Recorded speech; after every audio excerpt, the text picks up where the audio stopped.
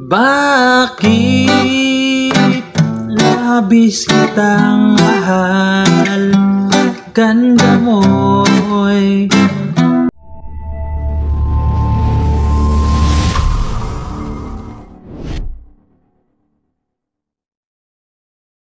hello mga ka-idol! So ngayon meron na naman akong ituturo sa inyong panibagong kanta.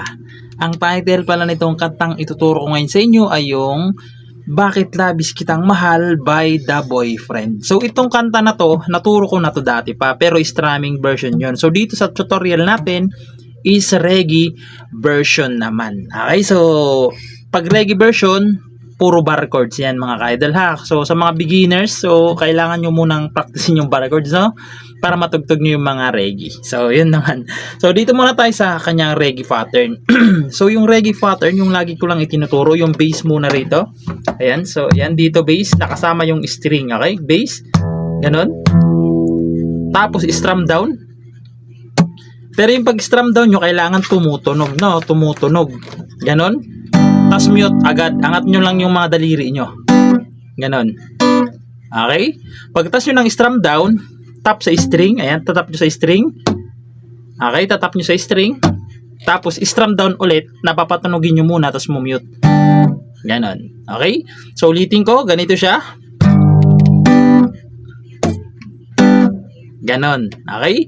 So, kada chords, dalawang beses nyong gagawin yung strumming, reggae pattern natin, okay?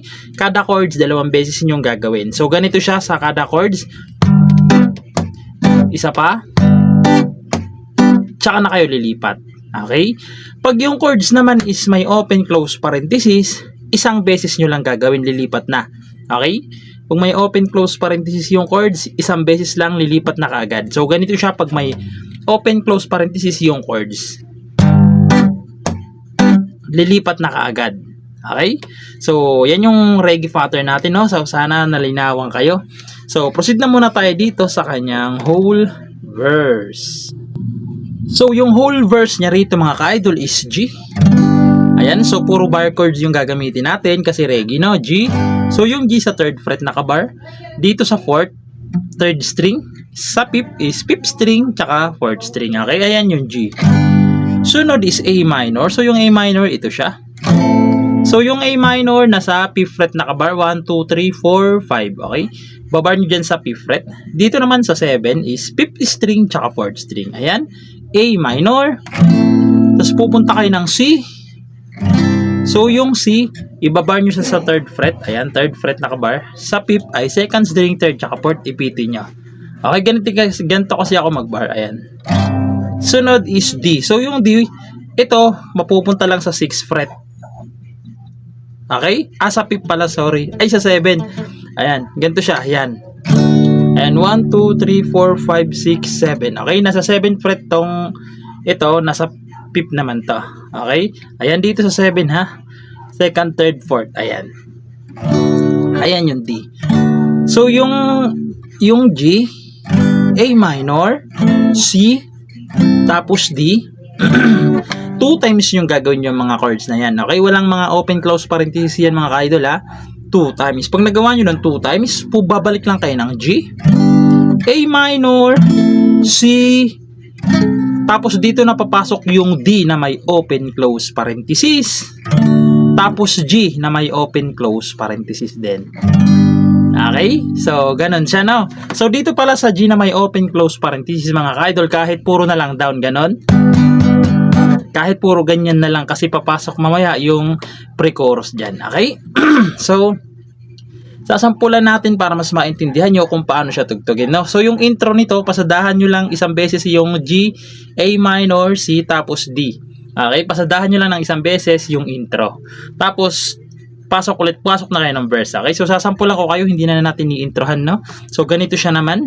Mula nang makilala ka, aking mahal, di ako mapalagay sa kakaisip ko sa'yo 2 times.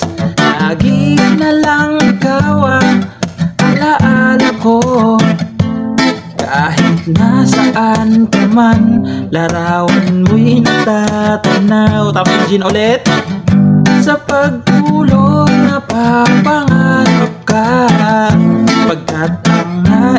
sana kapiling ka sa tina. Okay? Yan yung sinasabi kong puro down. Ayan, kasi papasok na yung pre-chorus. Ano bang nakita? So, papasok yung pre-chorus na yun. No? So, proceed naman tayo doon sa kanyang pre-chorus. So, yung pre-chorus niya naman dito mga ka-idol is G. So, naturo na natin isa-isa yung string, no? Kaya hindi na natin iisa-isahin. Ayan, G. Tapos C. Okay? Yung G. Ayan yung G. Tapos C. 4 times nyong gagawin. Okay? 4 na beses nyong sorry. 3 times lang pala. Sorry. 3 times. Sorry, nagkamali ako. 3 times. Yung G, tapos C, 3 times yung gagawin. Pag nagawa nyo ng 3 times, babalik lang kayo ng G, tapos D na. Okay? Ayan, D. So, nagkamali ako dun. So, ganito naman siya. Lahat pala ng pre-chorus, yung chords ng pre-chorus, may mga open-close parenthesis sila. Okay? So, nakalimutan kong sabihin. Ayan. So, ganito siya sa pre-chorus. Ano bang nakita ang mundo kong ito sa'yo'y kapag ika'y kasama? Anong ligaya ko sinta ba? Tapos chorus, kit labis kitang mahal. Papasok naman yung kanyang chorus na, no? So proceed naman tayo doon sa kanyang chorus. So, yung chorus niya naman dito is nasa loob silang lahat ng open-close parenthesis mga ka-idol, no? So, G, D, E minor. So, yung E minor, ito siya. So, yung E minor, dito siya nakabar. Ayan, 1, 2, 3, 4, 5, 6, 7. Sa 7th fret, ayan. Kasi hindi pa natin naturo yung E minor.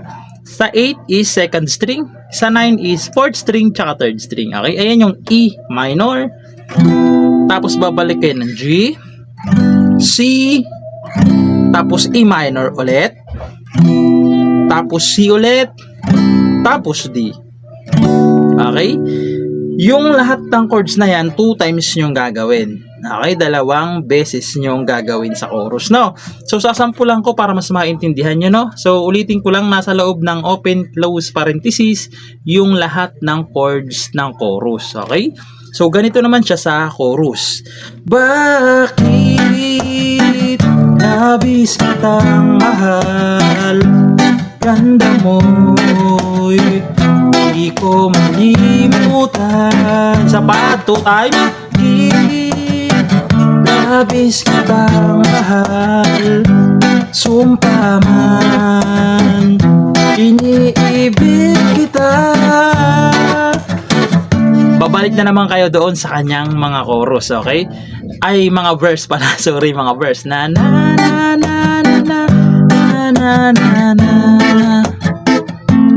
Okay, babalik na naman kayo doon. So, ganun lang siya kadali, no?